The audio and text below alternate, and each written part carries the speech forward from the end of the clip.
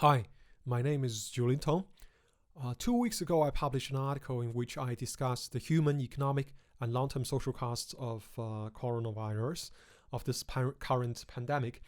I have already recorded 2 discussions, voiceovers, in which I discussed, I talked about the human, economic, and economic costs. In this video, I'm just going to discuss the social costs. Long story short, I think this is going to be the most profound change of this pandemic, and I am afraid that I think it's probably certainly going to happen that the ultimately the social and economic costs of this pandemic, the fallouts, will kill more people than the virus. The political malfeasance of a lot of the government officials, particularly in the United States and in the European Union, are going to be reminded remembered by a generation or two, and this will lead to profound political changes in some regions, particularly the ones that are already a bit shaky after decades of neoliberalism and stagnation. So that's basically the context. That I think it's a bit, basically the social costs are going to be a bit high. The impacts are going to be dramatic. I do think, however, having said all those things, that immediately after the conclusion of this pandemic, there's going to be a period of solidarity. And during this period of solidarity, I think there will be swift changes, demands by governments, which will be passed, will be written into law without much public scrutiny or discussion or oversight, that would take liberty away from the public, much like the Patriot Act in the United States after 2001. All right, and excuses will be used to justify wars, and I do think some resource-rich countries who are at higher risk, and I'm not going to really name names, but I think people can already guess what could likely happen after this war, this pandemic is over. Right. I think these political changes will ultimately, will ultimately strengthen the undercurrent of public resentment, which has been already accumulating, as I have alluded to, for decades in countries that have been experiencing stagnation, stagnating wages, reduced social mobility, and issues like that. In some countries, particularly the United States, there has also been efforts to stem political moves by the working class. I think this also in the United Kingdom, most notably, by the working class, to get more to build a fairer society, to redistribute wealth, to make wealth more equal, to make society, a place that is more aligned with the ideal of democracy, of freedom.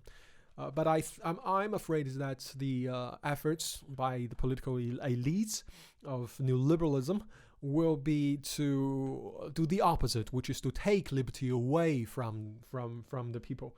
And I do think that this period of pandemic, of knee-jerk like reactions by the governments, Western governments, will lead to changes. And I do see possibly two changes, which is what I have discussed in this article.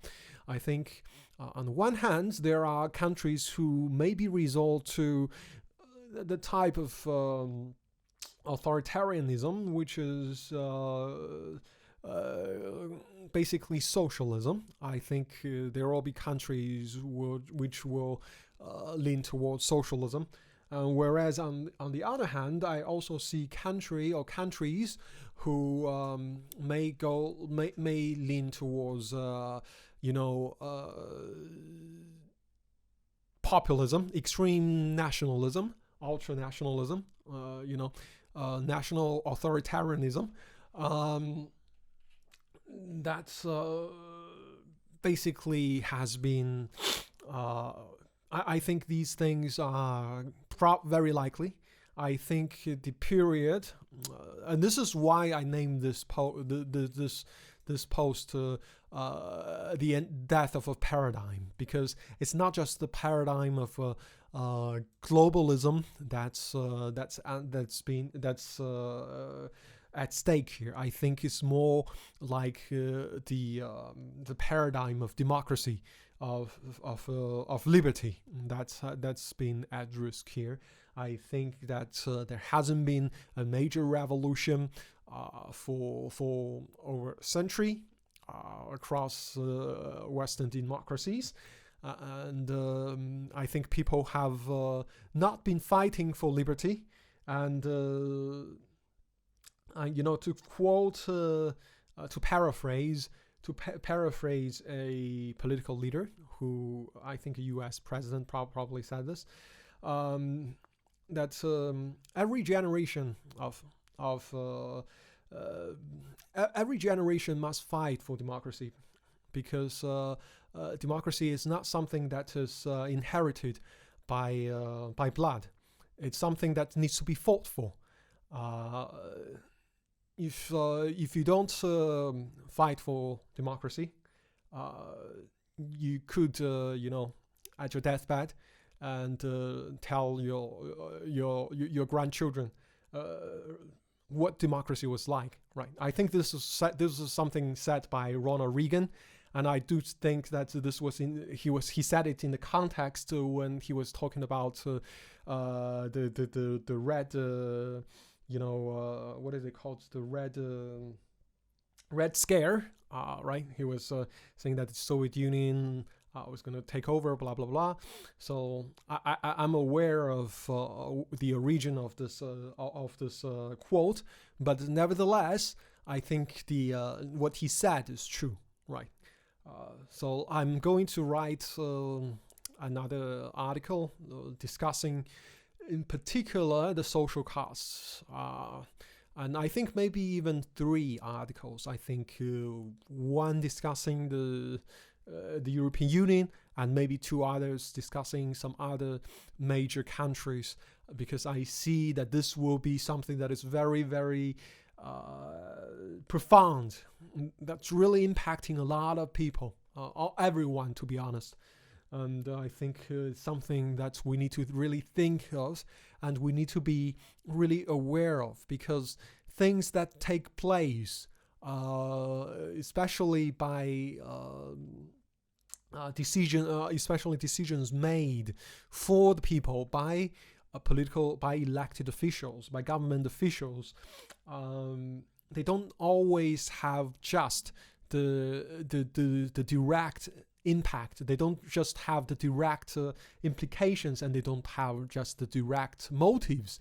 They could have profound impacts. They could have profound ulterior motives. And these things we should be very careful about, because the last thing you want is to have a populist nationalist or national authoritarianism, national socialism type of thing, popping up left and right, and that is something that will be the most worrying, right? I made some predictions when discussing this at the conclusion of this article. I think, the article is up there, and if anyone who wants to read can just read. Go to my website, drjlt.com. So anyway, thanks for listening, and I wish you a great day.